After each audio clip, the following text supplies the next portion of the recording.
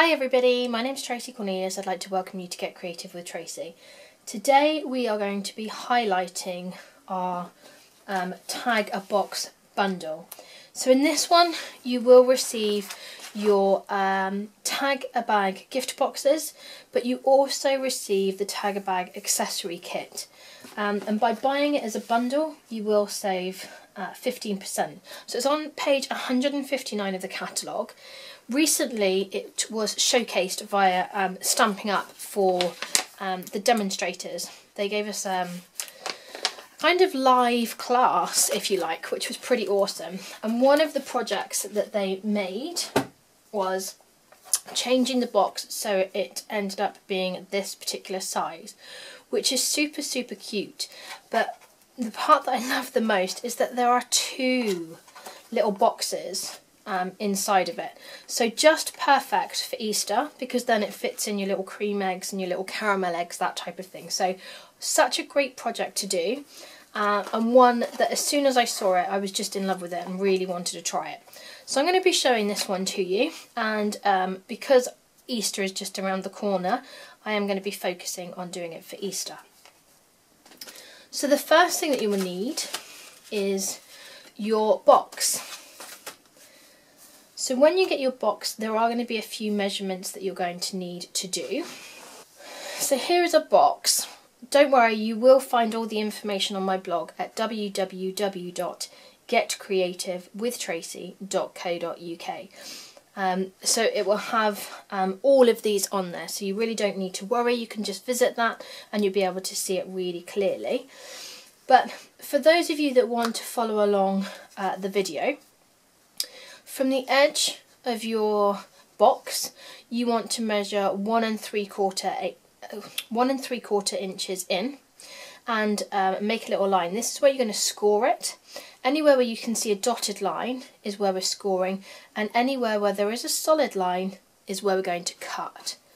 The next measurement is 2 1/4 inches from that line, and then you're going to measure 1 3/4 inches from this little score line on the other side and go in. Once you've done that, draw all your little lines, and where I've got the sections that are going to be cut off, obviously that's exactly what we're going to do. So like I said, all of this will be on my blog, you don't need to worry. Flip it over and you'll need to do the same thing on the other side. So we're going 1 3/4 inches in, then 2 1/4 inches, and then we're going 1 3/4 inches from the edge of the score line. And again, we're going to have certain sections that are going to be cut off and just cut. So let's see what that would look like if we are going to be using it on our trimmer. So these measurements will tell you going all the way across as well. So if I just put this at the top so that I can see the measurements as well. So if you've got one of our Stampin' trimmers, you'll know that the light grey section is for scoring and the dark grey one is the blade for cutting. So really good trimmer, because you can do both things at once. So our first score line was 1 3/4 inches. So I'm just going to take that and make the first score line. Going just straight the way down. Doing it a few times because it is a box, so I want to make sure that that's secure. The next measurement is 2 1/4 inches in, and there's two ways that you can measure this. So you can either take your score line and put that to 2 1/4 inches and move it up and then score, or you can calculate 1 3/4 inches plus 2 1/4 inches is 4 inches. So you could also just go up to the 4-inch mark and then score again. Now I know on my example we've got cut marks here, but I'm going to show you why I score everything. So we're just going, and now I've got the indentations. I'm not sure if you're going to be able to see that on the camera, but I've got the indentations of where I need to be. The next measurement is 1 3/4 inches in from this score line here. So the way that I can do that is if I flip this around and I put this score line, which is just a little bit shy of this edge here, to 1 3/4 inches. I can just measure that up, and then I can score again.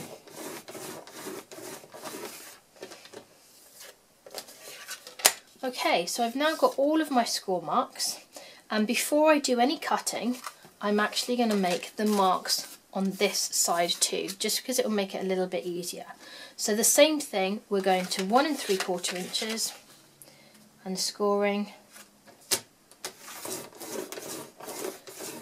2 1/4 inches, so add those together, that takes it to 4 inches. Flip it around. You're now going to the edge of this one here, which matches that score line, to 1 3/4 inches and score again.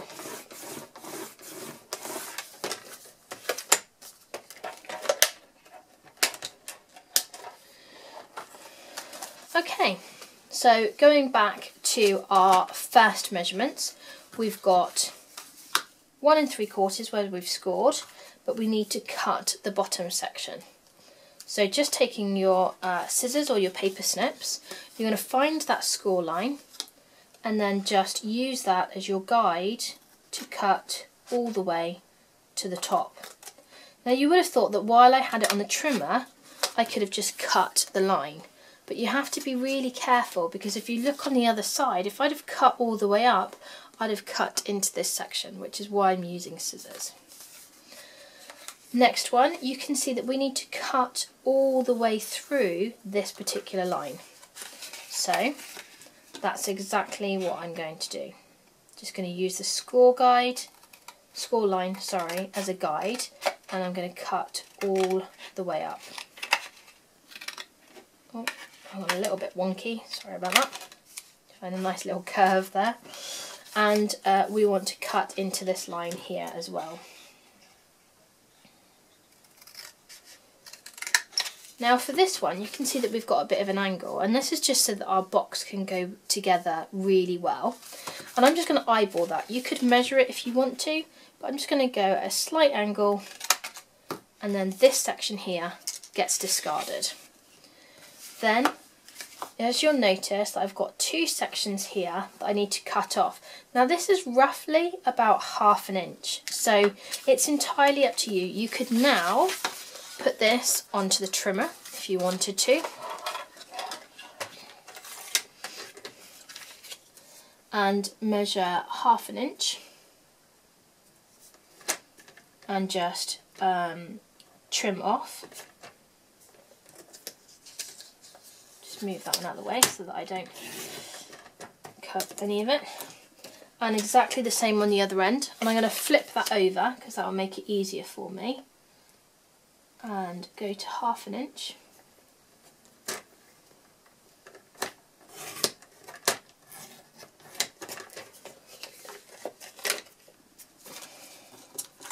Went a little bit gingerly on that one, so I haven't cut through it completely. I'm just going to do that with the scissors.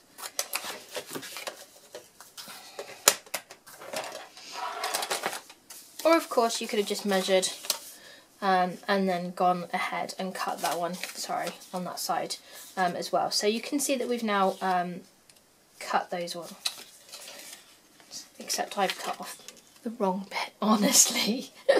Well, again, just shows I'm not perfect, doesn't it? It's this one we need to cut the 1/2 inch off of. So let me just eyeball that and cut that one. That'll teach me for trying to be really clever, won't it? Okay, so you can now see that we've done that on both sides. We've got our little middle section cut off as well, so it all matches. Flip it over, and we're going to do exactly the same on the other side. So we've already got our score lines, so I can now just go ahead and cut this. So our first one is going to cut up to the middle score line, and here again we're going to be cutting this one off. Sorry, this one's got to go all the way up, and then this creates one of our boxes. This one here you're going to cut at an angle, and then we've then just got the little section to cut off on this side. And again, that's about 1/2 inch, so just going to eyeball that one and cut that straight across. And now we've got our little sections on this side as well. So here is our second box. So you end up with this, 1 box, 2 boxes. So from here, really, you're going to want to burnish your score lines. So I'm just going to go ahead and do that. And when I burnish them, I just make sure that the ends match up as well, so I can try and get that as straight as possible.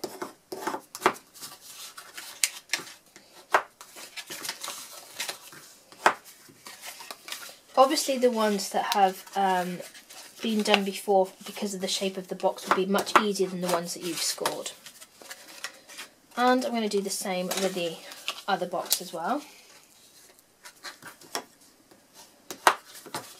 Just making it easier all the way through. And then on this side, that's our last one. Again, just making sure that it's straight.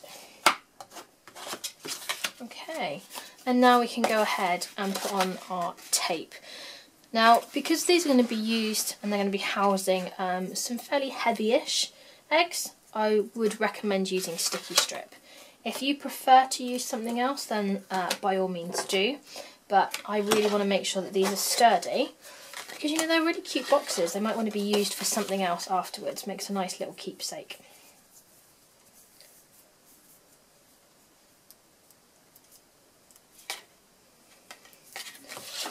So just adding some sticky strip to the end. This is the flap section, so that's what's going to hold our box together like so. And then when it comes to the bottom, this one I tend to put down first, and then I'll be adding tape to these sections so that they can all be adhered down. So again, just going to make sure they're all burnished really well. Just really helps the box to take shape by doing this first. Okay, and then I'm going to be adding tape to, that one's going to go down first, so I want to add tape on the bottom here.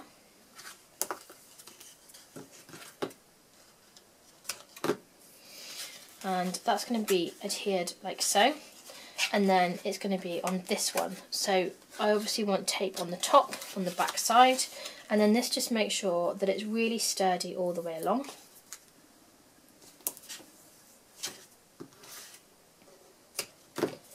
And then again for the last remaining flap as well.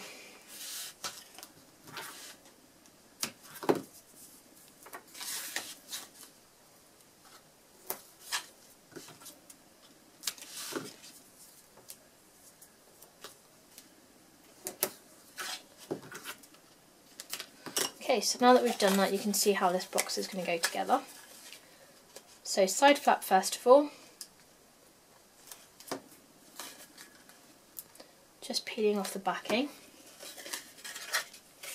And then this can go together. You might find it easier to have it flat and then match it up, or you might find it easier to match it up like this. Whatever is your personal preference is the one that I would suggest that you do. There isn't really any right or wrong, there's just the way that you prefer to do it. Okay, when you're going to put the bottom sections together, just try and manipulate the box to what its natural shape should be, and then that will really help it to hold its shape when you're putting this together.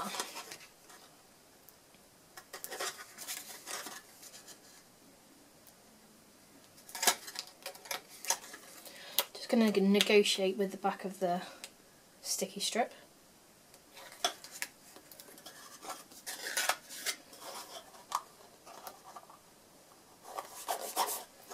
Okay, and then our last one.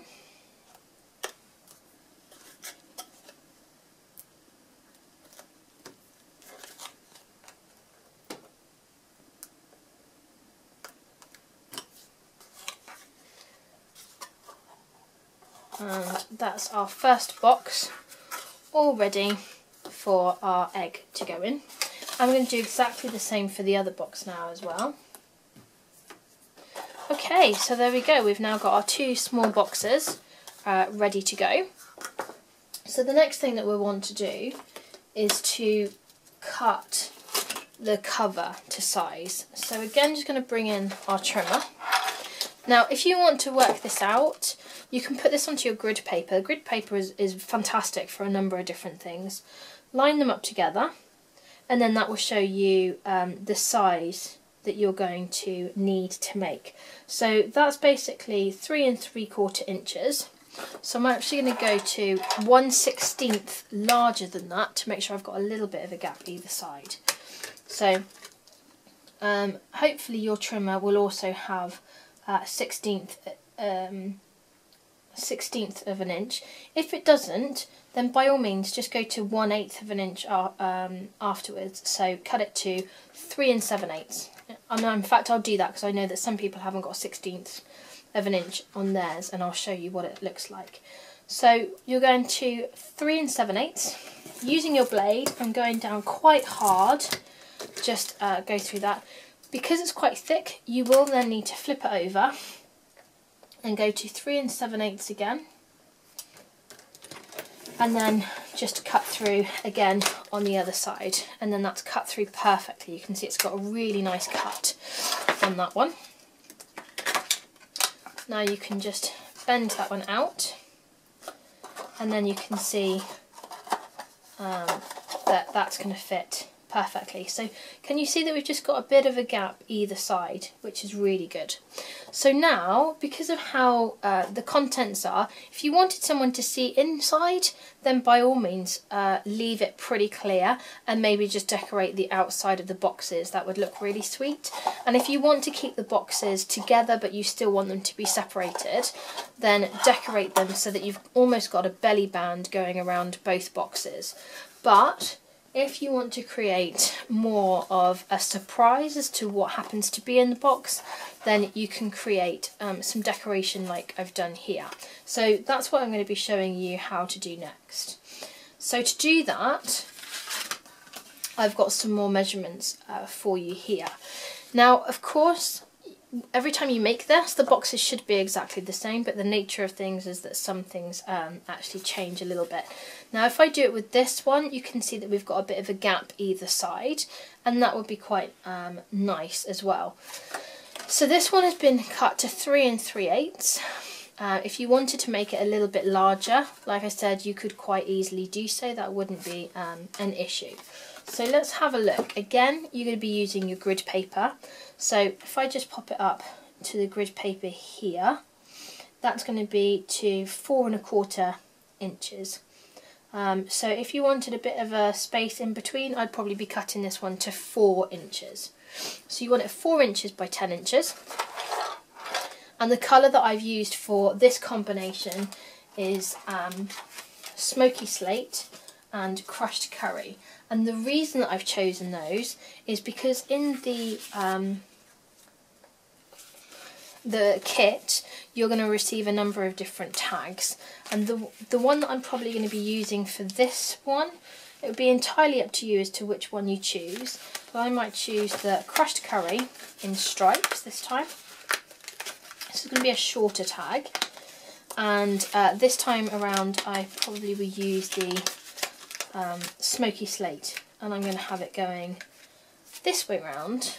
I'm going to tie it like that. If I wanted to, I could easily cover the whole section as well and decorate here. It's entirely up to you as to how you want this to go, but I'm going to use those two. You could, you know, use a number of different combinations. You know, the sky really is the limit as to how you want to put this together. So that's the reason that I'm using smoky slate, and the decorative paper that I'm using is from the Eastern Elegance, again because we've got basic grey and we've also got crushed curry, so these are really great colours to use. So just going to cut this one to 4 inches and then to 10 inches.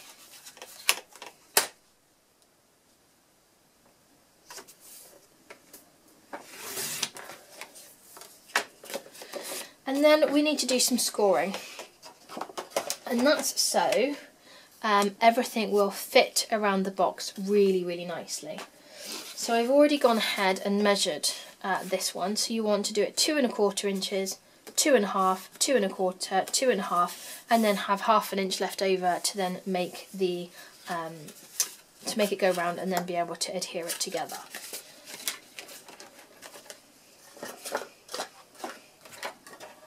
So first one is 2 1/4 inches, and we're going to score that one.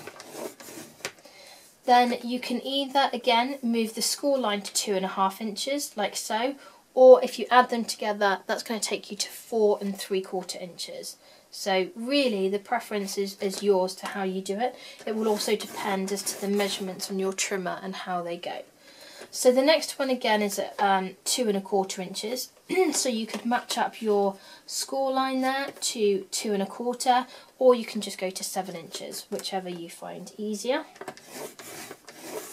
And then the next one is going to 2 1/2 inches, or if you wanted again to the end, because you know it's going to be 1/2 inch, you're going to go to 9 1/2 inches.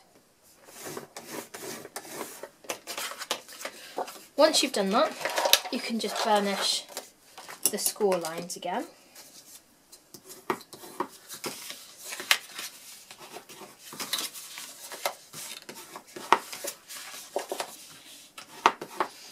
And then that one's ready to go. But we want to decorate it with our designer series paper first. Now, because I want a bit of a gap, I'm going to cut this one to 3 1/2 inches, so it's 1/2 inch smaller than the last one. And again, you want to cut that to 10 inches. And we're going to repeat the whole process that we did just now. So we're going to need to score. So again, we're going 2 1/4 inches. And then we're going to, so we did 2 1/4 inches. You then want to move it on to 2 1/2 inches. So you're going to 4 3/4 inches. And then from then you're going 2 1/4 again, so that would take you to 7. And then the last one that you want to go to is to 9 1/2 inches.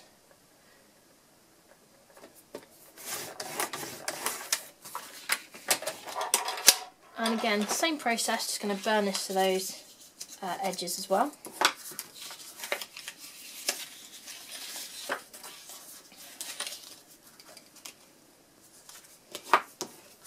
I always find it really difficult to see the score lines on designer series paper, so that's why I find it easier to just add the increments together. But like I said, it's all down to personal preference. Now the other way that you could have done this, because obviously we're now going to stick this one together, is you could have stuck this onto the cardstock and then scored everything. It's entirely up to you. I just personally find it a little bit easier this way. To adhere this one together, I'm going to be using Anywhere glue stick. You can use whichever adhesive that you would like to use. The reason that I'm using Anywhere glue stick, sorry, is because it will give me a little bit more give, which means that I can make sure that I've got all the fold and score sections in the right place. So I'm putting a liberal amount on, making sure that I've gone to all the edges, and then I'm going to centralise this, and I'm going to match it up to all of our score lines. So the way that I will do mine is I'm going to take my bone folder and I'm going to really press down all the way along. Then the next thing is to go from the end where I've scored and just burnish the edge again, and do that all the way along. And as I'm doing that, again, I'm just pressing down to make sure that the Anywhere glue stick has taken all the way through. And again for the last one. And then if I do it this way, if this one's got a little bit shy, again it doesn't matter, because I'm going to be adhering those ones together. like so. Okay, so we've pretty much got that bit done. So we're going to adhere those ones together, and for this we're using a sticky strip, and that's just going to go right the way across. Again, that's to make sure that I've got a really strong bond.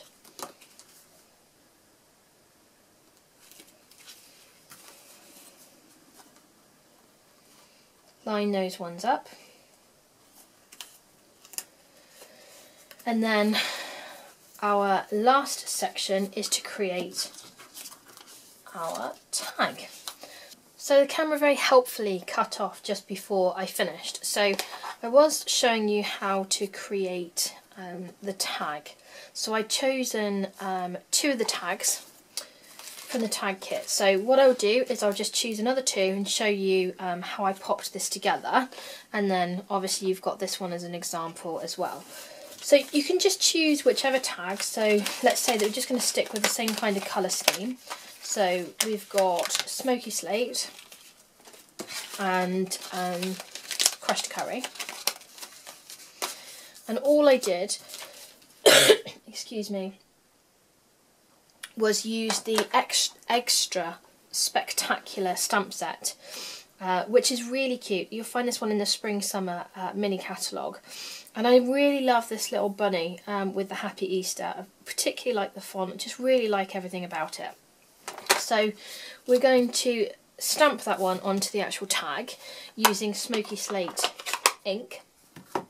So just ink that up and then stamp that one out. See, really, really, really super cute. And then for the original box, I just coloured the little tail in using the Blushing Bride Stampin' Right marker. And I know that tails aren't really pink, but you know, Easter is a great excuse to have an explosion of colour, and it doesn't really matter about rules or anything else like that. So so I really liked that one. And then to finish this one off, I just used a little candy dot, which is really cute again. So we've stamped that one, just popping that to one side to dry. The ink will take a little bit longer to dry on these tags than it does on our normal cardstock. So pop that one to one side while that's drying. You could use a heat tool to make it go quicker, or if you really are in a bit of a hurry, you will need to be careful doing this. Just pop it down and just press down onto the back, and that should just take off any of the excess ink. So these have all been popped up using Stampin' Dimensionals. Now, one of my tips for this is to not be frugal with the Stampin' Dimensionals with this particular one, and the reason being is that you're then going to use the tag to write on. It will have whatever greeting that you want for the recipient. So if you were being conservative, shall we say, with your Stampin' Dimensionals, when you go to write, there'll be certain sections which are a little bit saggier, and that's not going to work very well. So make sure that you've got a good covering, and that will keep the surface fairly even. Make it much easier for writing on. And then you can just pop that onto the tag, like so. And then finish it off, whether you want to colour that one, or if you want to use a little candy dot. I'm going to use, again, Blushing Bride. I quite like the pale pink. Just pop that into place, very, very cute. And then the last thing that we want to be adding on is some of our baker's twine. Now, you will get the baker's twine in the kit with some mini pegs, and there's also some Stampin' Dimensionals and that type of thing on there as well. So I'm just going to take quite a long length of this. So this is probably, I don't know, maybe 20-25 inches, I probably would have said. Do that. You want to fold it in half, and then you want to fold it in half again. And in fact, I'll probably make this one a little bit smaller, so I'm going to fold it in half again. So I folded it 3 times, pop that through the little hole, and just separate the sections so you can find the middle, like so. And then once you've done that, you want to thread that through.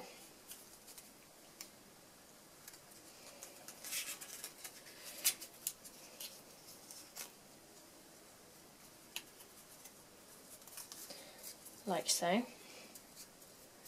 And then all you're going to do is, I want quite a long-ish tail. I'm just going to trim that off. And I really quite like the tassels having more than just a couple. I think it really sets it off. And then again, you can just add that. If you're doing a shorter tag on a larger box like this one, then I would suggest that you put more Stampin' dimensionals on the bottom like I have here. You can see it just sits up. If you're using a larger tag, so it's a little bit bigger than the box, I'd recommend just popping it straight onto the box with some adhesive, because it doesn't really need to be popped up anymore. So there you go, you've got some really, really cute designs, some fab little tags.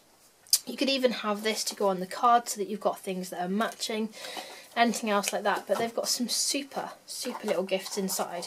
And of course you could use this for a multitude of things. It just seemed perfect to me to use for Easter. So I really hope you enjoyed that.